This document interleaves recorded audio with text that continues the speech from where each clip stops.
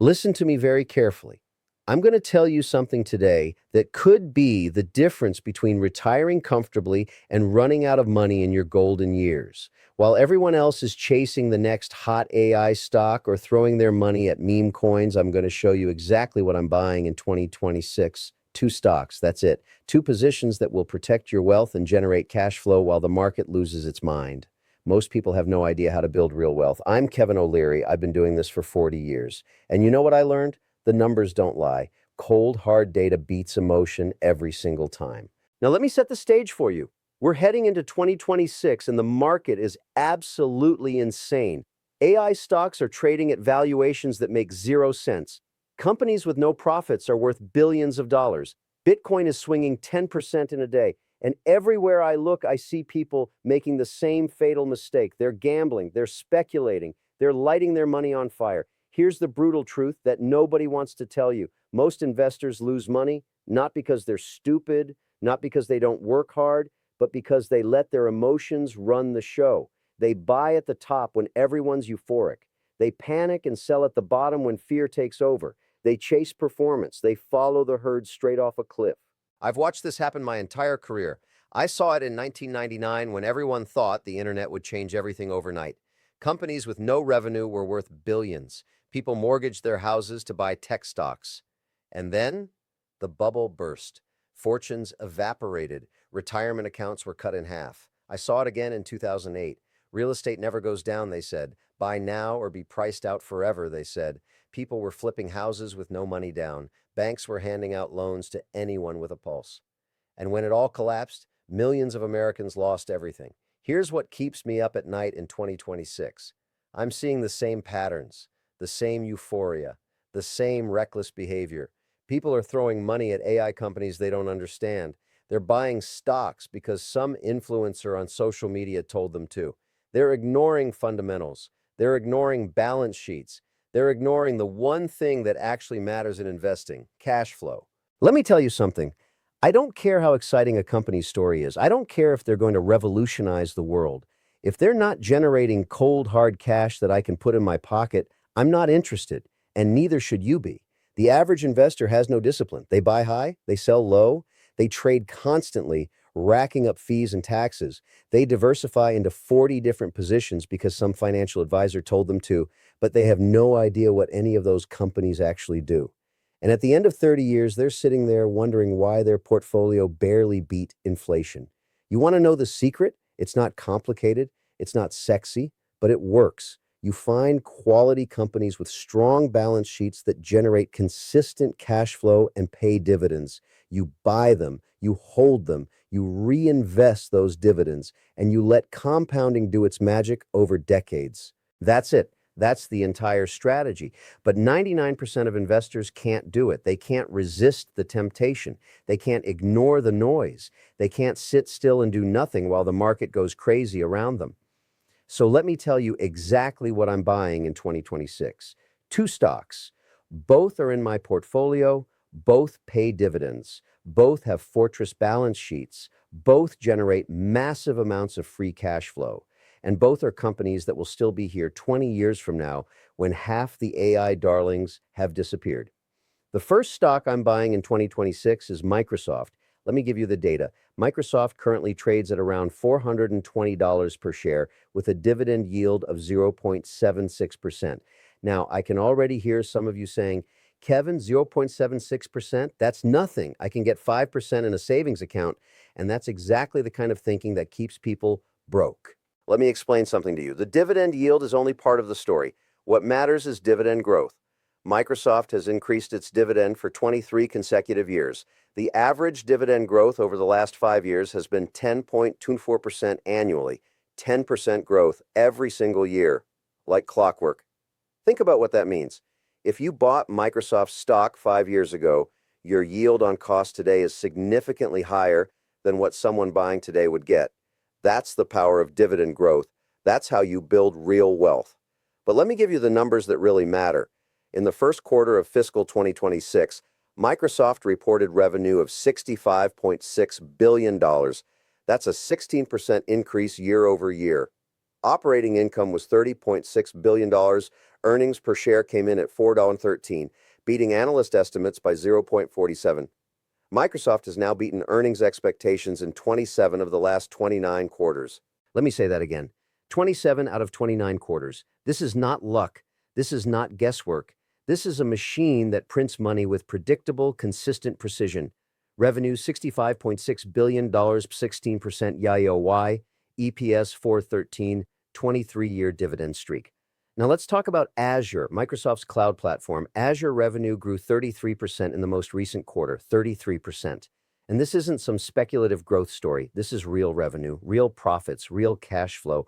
Companies around the world are moving to the cloud, and Microsoft Azure is one of the three major players capturing that business. The AI build-out is real. Microsoft is investing $80 billion in capital expenditures for AI data centers in fiscal 2025, $80 billion. That's not speculation, that's infrastructure, that's the backbone of the next decade of computing, and Microsoft is at the center of it. Microsoft has a payout ratio of 25%. That means they're paying out 1/4 of their earnings as dividends and retaining 3/4 to reinvest in the business. That's a healthy balance. They can afford to keep growing that dividend while also funding growth initiatives.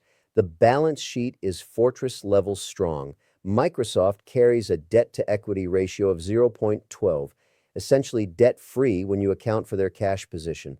They generate tens of billions in free cash flow every single year. They buy back billions of dollars worth of stock, and they still increase the dividend year after year. This is what I call a quality company. Strong balance sheet, consistent earnings growth, dominant market position, multiple revenue streams, and a management team that returns cash to shareholders. When I look at Microsoft, I see a company that has transformed itself. 20 years ago, Microsoft was seen as a has-been. The growth had slowed. The stock was flat. But then they pivoted to cloud. They embraced subscriptions with Office 365. They built Azure into a powerhouse, and now they're at the forefront of the AI revolution with their investment in OpenAI and integration of AI into every product they make. This is how great companies operate. They adapt, they evolve, they don't rest on past success, and the numbers prove it. The second stock I'm buying in 2026 is Visa. Now, this is a company that most people don't really understand. They think Visa is a credit card company. Wrong. Visa doesn't issue credit cards. Visa doesn't lend money. Visa is a payment network. They're a toll booth on the global payment highway. And let me tell you, that is one hell of a business model. Here are the numbers. Visa reported first quarter 2025 results with revenue of $9.5 billion, up 10% year over year. Adjusted earnings per share hit 2.75, up 14%. Payment volume grew 9%. Cross-border volume grew 16%. Processed transactions grew 11%. Visa processed 63.8 billion transactions in a single quarter. 9.5 B revenue plus 110% YOY, 63.8 B transactions processed, 16% cross-border growth. Think about that scale, 63.8 billion transactions. Every time someone swipes a Visa card, Visa gets a tiny slice. A few pennies per transaction. But when you're processing billions of transactions, those pennies add up to rivers of cash flow. The dividend yield is 0.77%. But again, it's not about the current yield, it's about the growth. Visa has increased its dividend for 16 consecutive years. The 5-year dividend growth rate is 14.87%, almost 15% annual growth. The payout ratio is only 23%. That means Visa is paying out less than 1/4 of its earnings as dividends. They have enormous room to keep growing that dividend. Here's what I love about Visa. The business model is beautiful. They don't take credit risk. When someone doesn't pay their credit card bill, that's the bank's problem, not Visa's. Visa just processes the transaction and collects their fee. Win or lose, boom or bust, Visa gets paid. The global economy is moving away from cash. This isn't speculation. This is observable reality. In developed countries, cash usage is declining every single year. In developing countries, millions of people are getting their first bank accounts and their first payment cards. The total addressable market is expanding, and Visa, along with MasterCard, controls the infrastructure. The margins are obscene. Visa operates with incredibly high margins because once the network is built, it costs very little to process additional transactions. More volume equals more profit with minimal additional cost. That's operating leverage. That's how you build a compounding machine. The balance sheet is pristine. Visa is essentially debt-free. They generate massive free cash flow. They buy back billions in stock every year. They increase the dividend every year, and the business just keeps growing. When I look at Visa, I see a company with a durable competitive advantage. Try building a global payment network from scratch. You can't. The barriers to entry are impossibly high. You need relationships with every bank, every merchant, every processor, every government regulator. Visa and MasterCard have spent 50 years building this infrastructure. Nobody else can replicate it. That's what Warren Buffett calls a moat. That's what protects your investment. That's why I can sleep at night owning Visa. Now, let me tell you why these two stocks fit my investment philosophy perfectly. Remember, I look for three things: quality companies with strong financial performance and solid balance sheets, diversification across different market sectors, and most importantly, companies that pay dividends to shareholders. Microsoft and Visa check every single box. Quality? Microsoft dominates cloud computing, enterprise software, and productivity tools. They're embedded in businesses around the world. Removing Microsoft from a company's technology stack would be like removing the foundation from a building. Visa controls the rails of global payments. Both companies have economic moats wider than the Grand Canyon. Balance sheets? Microsoft's debt-to-equity ratio of 0.12 is essentially nothing. Visa operates with minimal debt. Both companies swim in cash. Both generate enormous free cash flow. Neither company is at risk of financial distress under any realistic scenario. Dividends? Both companies pay quarterly dividends. Both have track records of increasing those dividends every single year. Both have low payout ratios, meaning they can sustain dividend growth for decades. And both companies supplement dividends with massive share buyback programs. But here's what really matters. Let me walk you through what happens when you combine quality companies with dividend reinvestment over time. Let's say you invested $10,000 in Microsoft 20 years ago and reinvested all the dividends. Do you know what that investment would be worth today? Over $200,000. That's not from market timing. That's not from trading. That's from buying a quality company and doing nothing except reinvesting the dividends. The same pattern holds for Visa since its IPO in 2008. Despite launching right into the teeth of the financial crisis, Visa has been one of the best performing stocks in the market. Why? Because the business model is anti-fragile. It actually benefits from economic stress when people shift from cash to cards for better tracking and control of spending. I remember when I was building my education software company back in the 1980s and 90s. We had this one project that everyone loved. The team was passionate. The technology was innovative. But when I looked at the numbers, it was clear. This project was going to lose money. It didn't matter how much everyone believed in it. The math didn't work. That's the discipline you need. You have to trust the numbers over your feelings, over the story, over the hype. The market in 2026 is full of stories. AI is going to change everything. This company has revolutionary technology. That company is the next Amazon. Maybe, maybe not.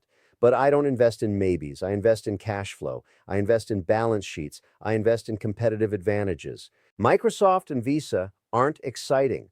They're not going to triple in 6 months. They're not going to make you rich overnight, but they're going to compound year after year, decade after decade. The dividend will grow, the stock price will grow, and 20 years from now, these positions will be worth multiples of what you paid for them. That's how wealth is built, not through speculation, not through gambling, but through patient, disciplined investing in quality companies that generate cash flow and return that cash to shareholders. Let me address an objection I know some of you are thinking. Kevin, you talk about dividends, but wouldn't I be better off just investing in a high-yield dividend stock?